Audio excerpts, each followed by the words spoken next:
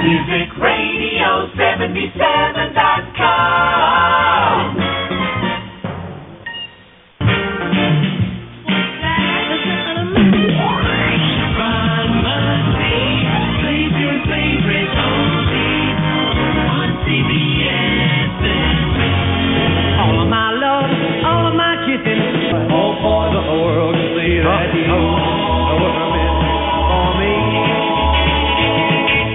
Did you ever get a chance to meet him? Buddy Holly? Yeah. No, Ron, well, I never. Were you in the business when it happened? Yes. This is Norman Knight, by the way, ladies and gentlemen, Mr. Music. We're just sort of carrying on a conversation here. I just want to say, I want to be real quick because we've only got about 25 more minutes, and a lot of people want to come by to say hello. But I just want to come by and say it was a real pleasure having a chance to work with a guy like yourself. You're a gentleman, both on the microphone and off. And you'll be sorely missed, but I know you and Shirley are going to have a wonderful time in your retirement. And I want to be able to give to you a copy of my please, yes. Rock On Almanac. And there's a lot of signatures of various artists. Oh, you've got autographs. Isn't that great? Earls and Freeze and everything like that. And Bobby Lewis. And one of the things is Sunday night I was at this restaurant called Premola. Yeah. And there was a gentleman sitting at the next table. His name is Joe Pesci. Yeah. I think you've heard of him, okay? Oh, yeah. And he wrote on here, Ron Lundy, God is a good fellow. You are great, Joe Pesci. So he is so great. He used to be with the group Peppermint and Joey D. Joey D, of course. Right. Well, golly, and one of my favorite actors in the whole world, by the way. He won an Oscar for this, That's right. Yeah. So again, just congratulations. I'm going to move on because there's a lot of people here. We wish you nothing but the best, Ron, and rock on always, okay? Thank you. Norman Knight, ladies and gentlemen. And that's really a surprise from Joe Pesci. Really, one of my favorite actors. One of these New York guys, man. I tell you, these New York actors. Just talked to my buddy Dennis Falcone. Dennis, radio out on Long Island, just having a real good time with his life, and worked with Dennis here for a while, and he was just such a fine person to work with. I just talked to Patty Harrison, bless her heart, Harry's daughter, and I just love those kids so much, and I'm gonna miss you very much. Hi, my name's Tom, and well, it's tough to admit, but I'm not the. Well, all right. On the telephone, one of the best guys in rock and roll ever. And really, Jimmy, and I was working in Baton Rouge when he had that great big #1 song, Just a Dream. And how you doing? I'm doing great. It's so good to talk to you, partner. Well, you son of a gun. I believe the last time Joe McCoy saw you out on Long Island at a concert not too long ago. That's correct. Yeah, and last time I saw you, I'll tell you when it was. It was in St. Louis in the Coronado Hotel, and we were down in a restaurant. It was called the Coal Hole. Yeah. And you were just out of the Army, and you were going out and you were talking about some movie work with Archie, and as you went doing Archie, the comic character, do you remember that? I remember that. Okay, now that was the last time that I saw you, and after then, you did so many movies and so much television, and what a wonderful career you had, Jimmy. Well, it was fun, and I really enjoyed the memories of all the people that I was able to meet and network with, and it's something that you can't put a price on. Both positive and negative. I remember waking up, being in my hotel room, knocked on the door. I was in the middle of a tour, and the gentleman said, "Jimmy, there's been a horrible accident up in Iowa. The promoters insist that the show go on. We need a couple of acts to fill in." He told me the story. He said, "Would you do it?" I said, "Yes." And I was one of the acts that took the place of Buddy Holly, the Big Bopper, and Richie Valens in 19... I remember that. I hadn't thought about that so long. I remember that, Jimmy. Yes. And I've got to tell this story. By the way, Cousin Brucey and Harry Harrison and Mr. G, the best weatherman on this earth, is in here with me. Really? Hi, Jimmy. How are you? Hey, guys. Everybody's talking to you, and here's Joe McCoy and Al Vertucci, and everybody's in here. We're still playing your songs. Absolutely.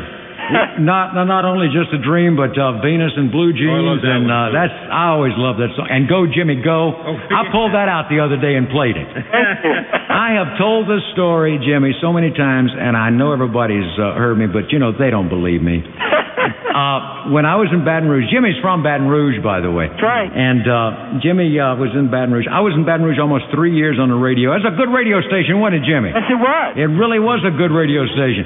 And I did the early show, which was about the last time I ever did that. You know, Harry, bless your heart. Every time I think about that, I don't see how in the world you get up 3 o'clock in the morning and do it. But I used to do the early show there, 6 to 9 in the morning, back again in the afternoon, from 3 to 6. That's when we used to have to work, Jimmy. Yes, yeah. I'm telling you. Anyway, first thing I could always depend on, I could depend on a wonderful lady that kept the radio station and everything, and I could depend on her coffee, that community coffee, you know, that that strong coffee that I got used to drinking down there. You just had some this morning. Did you really? Oh, yeah. Bless your heart.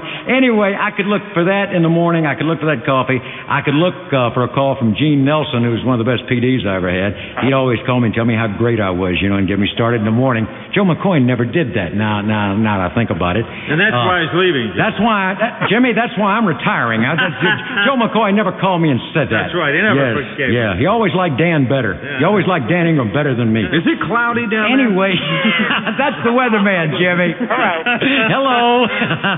Anyway, I told these people, I says, every morning I didn't even have to look at the clock. At 6:10, Jimmy Clanton, Mrs. Clanton, bless her heart, one of the nicest ladies I've ever known in my life. She'd call on the hotline. Hi, Ron. Good morning. I said, hi. Good morning. It's me. It's me, Mrs. Clanton. I said, well, hello, Miss Clanton. How you doing? I'm fine. Listen, I just got up. Had you played Jimmy's record yet? That's cute. That's why Jimmy was a star. Really, I'm telling you. So I don't know, Jimmy, if you ever knew that or not, but that was true, man. Bless her heart. You know, I just loved her so much. You just gave me a scoop. Do you know this is the first I ever knew of that? Really? Well, I've been telling that for years and years because it was so true, and I could just, she is just such a wonderful lady, and I know everybody at the radio station in America loved you and still do.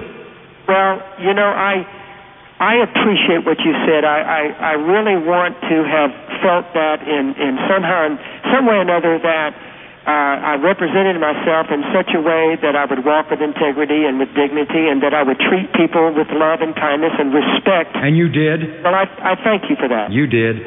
I want to thank you for all the record hops that you walked in and did help me with down in Baton Rouge too. We're going to play one of Jimmy's songs. You know what we're going to do? We're going to play Venus in Blue Jeans. Okay.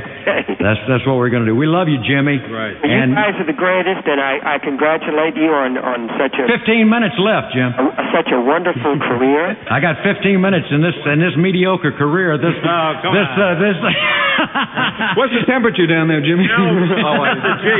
He's the weather guy. We're sorry about that, Jimmy. 96 today. It's 96 today. Okay, that's a little warmer than up here. I'm gonna let you go, and I hope I see you again. Okay, I'm not gonna be living too far from Ole Miss, so that's what I understand. Yeah, you take care of yourself, and bless your heart and all my friends down there. Okay. Well, let me just say this. Okay.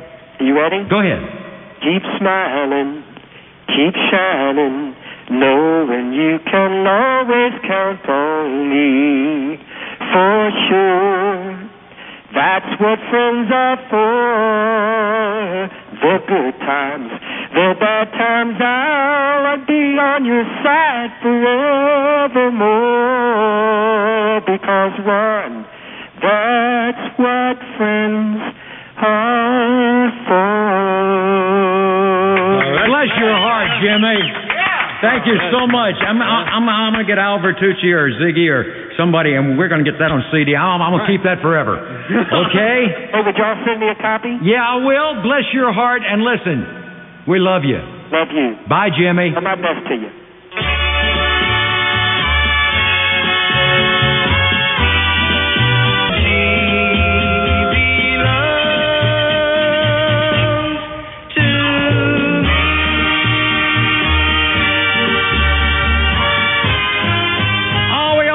Young man from Baton Rouge, Louisiana, Jimmy Clanton.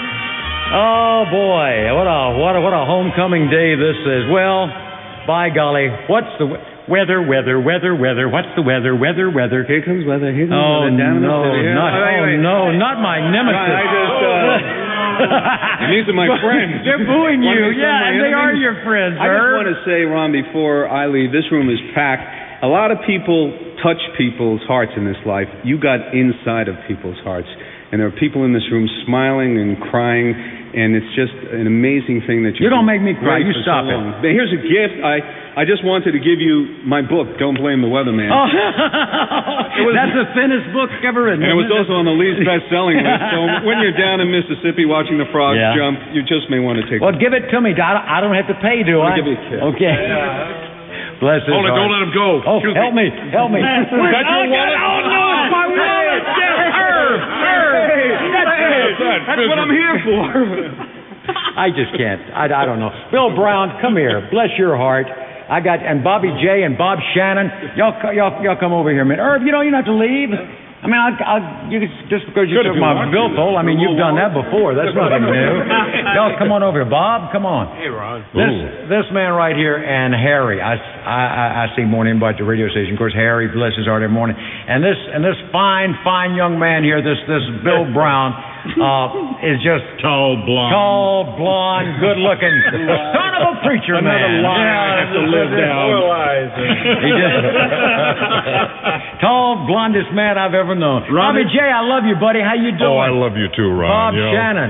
Hey, Ron. When'd you come to New York in 65? Joe said it this morning. It was Labor Day. Well, I was home. Yeah. I got home in June. I was in the service, and about a year or so later, Sonny Taylor and I, an old friend of mine, we were working over at WNJR. Now, the little political thing, we worked a 5-day week over there, so we were off on the weekends, and we listened to you and Dan, and of course we were in our early 20s then, and we were angry because we weren't on the air. I don't blame you. I'm angry too. But boy, you work 6 days a week. But boy, was I right. dumb, huh? And talk about friendly competition, when I was over at WWRL. Now we were, it was the good guys, it was the All Americans, and it was the Soul Brothers. I know that. I know that. You have been my absolute favorite. Bless your heart. Thank you. That is the absolute truth, and I wish you Godspeed, you and Shirley. I know you mean that, Bobby, and it just, because, you really are. I love you. Just the best. And you too, Bob Shannon. I don't care what they're saying about you, Bob. I like you.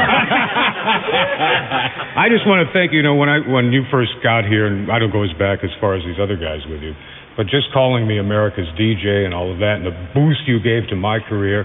If I'm America's DJ, then you're the world's DJ. Bless your heart, the universe's Bob. DJ. Thank you. And I have gotten so much email on my website. I just wanted to read an example. I've been feeding you this stuff. And by the way, Ron's got a farewell message to his fans on my website, so if they want to go check that out. But here, this is just typical of what these people are writing in. It says, we expect our heroes to be strong, brave, infallible, and incorruptible. It's a lot of responsibility to live up to those standards, and not many of them can. Some fall short, and some of them fall the hardest. Some were never heroes at all. Maybe we just thought they were. Maybe they wanted us to think they were. But once in a while we get lucky. We find a hero who doesn't just live up to the hype, but goes and soars high beyond it. And that's you, Ron Lundy. Thank you, Bob, and I appreciate it. I wish that I could be just half as good as some people think I am. I really do. Thank you. Thank you for everything you've done for me. Oh, thank you so much. Well, let's make some money for Maura. Okay, let's make some money for the radio station. Hi, it's me here once again for CBS. Ron Lundy. Hi, this is Ron Lundy's show. This is Harry Harrison. I just popped in. It's almost over, but we've been with Ron here, and my. He's gotten so many faxes and gifts and so much telephone calls. The room is loaded. We have television here, but I wanted to give you this specially from me. Really, Ron, we've been together over close to 30 years. They put a picture in the paper when you came here. Back to back, they're together again on CBS-FM. So here's the plaque. Let me show this to you. Isn't this great? Look at this. Isn't this great? Yeah. Oh, hello. Hi. We're on the radio. We're on the radio? I keep forgetting that. Yes. Where's the cameras? Okay. But isn't this great? I remember this picture so well. You can add it to many of your awards and plaques. Well, I want to read it here. Okay, my friend Ron Lundy, back-to-back friends since 1968 on WABC AM and CBS-FM New York. I wish you the very best because that's exactly what you deserve. Friends forever. Amen. You got that right, Harry. Okay, man. Okay. Bless your heart. Hey, Harry, thank you so much. Oh, I'm going to miss you in the morning. Hello, boys. You know, you got to get that on tape, man. Hello, boys. And I know that you can still play that. This is the best job I've ever had in my life. Oh, that's right. Well, he says that at every radio station we've been at, you know? Oh, my. Thank you, Harry. Thank you so much. I appreciate it. Well, here's Maura Mason. Here's the boss here. Hi, Ronnie. Hi, Maura. How are you, love? I'm better now. I heard that line before, too. The other babe that ran the station. The other babe that ran. I love it. That one, too. Yeah, that's mine. Well, I'm not going to say goodbye. I know you're not. Because I know I'll have your friendship. Yeah, forever and ever and ever. Ever and ever. But you too. I'm hoping I can get in the final word. Okay. I do love you more. No. Yes. I love you more. No, I love you more. Good luck, buddy. I love all of you so much, you know. Look at my salespeople out here. Gail McHale, I love you, darling. Debbie, I see you back there.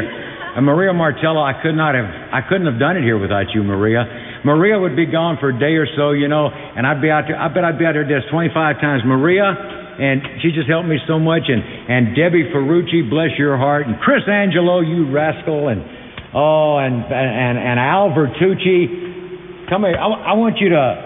No, I'm not going to do that because I want you to do that with Dan Daniel. Listen, I want to wish you and Laura the best and thanks for all the help. Okay? I love you, buddy. I love you too. God bless you. Cousin Brucey, Nicole, Debbie Frucci. There's Bubba. Bubba scared me to death this morning. Did you hear Bubba come in here? No, Jay Black is the one he almost scared to death one night. We were having a station party with that other GM that I loved. And Jay was all over me. He says, Ron, he says, you've got to, he said, he said, is that big football player here? I said, who, Jay? Bubba, I want to meet him. I said, he's too big. I said, he'll scare you. So I told Bobby. So Bobby went over and just sort of tapped him on the shoulder, and he turned and goes, hello, Mr. Black. He goes, here's all of us. Here's this preppy kid from Connecticut, you know, and so thin and everything, and there it is. Oh, boy. Thank you, Bobby, for coming by. I appreciate it. And all of you, Jonathan, I love you all. I'm going to miss some names, but God bless all of you. It's been a great run for me, and I've said it. Lord knows I've said it so many times, but coming over here when I did was the best thing that ever happened in my life. And no matter what Harry says, but it was the best thing in my life. Not only did it get me back to doing radio like I wanted to do all along and never realized it, but I met this man, this Joe McCoy fella, and I like to call him Joe Bob, you know, because he is just an old Bubba to me. He's just one of the best people I know in my life. Not only my boss, but I mean, I could call Joe. Now Joe wouldn't take my call, but his wife Barbara took it. Collect. I called Barbara one night from Richmond. Our plane had been delayed and had to go to Richmond, Virginia to come in. I didn't know how to use those phones. I hadn't used a phone in years. See, Maria was always here with me, you know, and I used to do all this stuff, and I couldn't figure out how to work that darn thing with a credit card and all this stuff. So I'd call my daughter, and of course she wouldn't take the call. But nobody was at Jana's house, you know, and the answer would come on. But I said, well, I've got to call Joe, and I was kidding with my wife Shirley. I said, but Joe won't take the call, and she'd laugh, and you know. So I called, and Barbara. Joe and me are the luckiest two men in the world to have the wives that we have, and just our, you know. But anyway, Barbara answers the phone, and I hear this collect from Ron Lundy, and Joe's on the other line. Go who? And here I am sitting in Richmond, and I can't get in here, like a 2-hour flight from Memphis back. And I had to go in there and spend the night and then go over to Detroit to get back to New York. But that's another story. But I just want to thank Barbara so much for taking my call that night. Because well, she actually made up a card that guaranteed Ron a million collect calls to our house. I've got it. Yeah, bless her heart. Yeah. But I just want to say on behalf of everybody, Ron, I think I said this in the newspapers, and I said it to you personally, and I really mean it. I'm getting choked up. This hasn't happened to me before, but you made us better the day you walked in this radio station, and we'll never forget you. It was the best place I ever walked in, I'll tell you. CBS has just been, I couldn't get, where did Dan Ingram go? Oh, there he is. Hi, Dan. Look at everybody in here. Okay. Well, that's going to do it for me. I'll be back. We hope so. You will be. And you can bank on the radio greats. Next year, he'll be back. Thank you, Joe. I want to thank the dearest people in the world, the people who've put up with me on the radio for all these years. coming in here, working midnight to 6 for about 4 or 5 months when I first came in from St. Louis. And you folks have always been so good to me. I've just received the best mail and now into faxes and email and all that stuff. Bob Shannon showing me all the stuff that's coming in on the computer. And I want to thank the newspaper people and the TV people and the writers who have been so nice to me since I've been in New York for I don't know why, but they really have. And I just appreciate it so much. My good friend David Hinckley over at the New York Daily News and all you guys. I'm going to be a Maury story tonight. Yeah, so all you guys over at Channel 2 and over at ABC Channels, all of you, Channel 11, bless your hearts, and everybody else. Cousin, I love you. Cousin Bruce, he can't get any pictures in because he's taking the pictures. Well, this is it. Okay? Thank you. Goodbye, love.